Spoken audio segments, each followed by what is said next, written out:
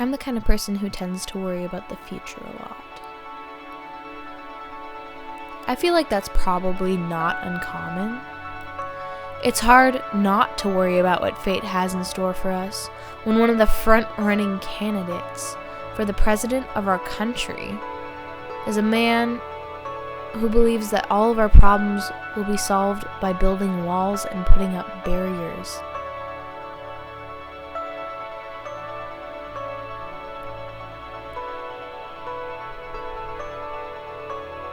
But politics are far from the only thing I worry about. I worry about everything, from what I'm going to wear tomorrow to what impact I will leave on this world in the time that I have here. And I don't just worry about my own impact. I worry about the impact my generation will have on this planet. I worry and I wonder, are we going to be able to reverse the damage done to our environment by the generations before us? The other day I read an article about a mass of trash called the Great Pacific Garbage Patch that lies in the middle of the ocean. It's the size of the state of Texas, and it was created by humans. Recently, I learned about a virus that sea stars along all the coast of North America have contracted as a result of rising ocean temperatures.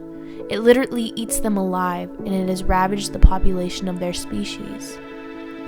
Global warming is one of the biggest problems the human race has ever faced, and it's been thrown into the lap of my generation like the worst hand-me-down gift ever given. Each generation has something that defines it, and often I can't help but be angry, bitter, and afraid about the fact that this is the issue that will define my generation. This is do or die, and it's scary.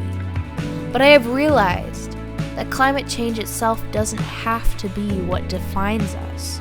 What will define us will be how we use our strength to come together and create a better world for our children and their children and their children's children. For the end of the school year field trip, my class shuffled onto beach-bound buses at 5:45 a.m. with an amazingly minimal amount of complaint to collect data to send to scientists working to save the sea stars. We drove through a drizzly gray morning, sharing snacks and playing games together. When we arrived at the ocean, we all headed down to Haystack Rock, a site that has lost 98% of its sea star population in the last 3 years. We were hoping to find healthy young stars that had developed some sort of resistance to the disease. And honestly, what we found didn't disappoint. My classmates were careful and considerate while collecting data, and everyone was happy that while the stars weren't as plentiful as they were when we were kids, most of the ones we found were healthy. The few infected sea stars discovered were in the early stages of the disease, and they were older, which meant that there was a possibility that the younger population was building a resistance. After our work was done, we took 8 silent minutes to stand in a line in silence and face the ocean. Looking out at the waves side by side made me think that we were staring down one of the biggest things we have been given the responsibility to protect. But here's the thing. I wasn't worried anymore. I felt calm and at peace. As the day progressed and I got to spend time with wonderful people in nature, I realized that every day I am surrounded by other humans who are curious and passionate and ready to learn.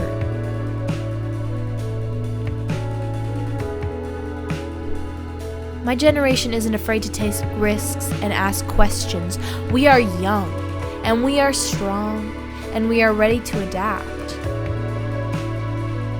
We are dreamers, and we are changers, constantly looking forward. I'm not as worried as I was before because I know that we will keep looking forward towards a better world to leave for the generations that will come after us. And whatever comes, we will be ready to face it. Because just like the oceans we are trying to preserve, we are powerful, and together we can do what has never been done by any generation before.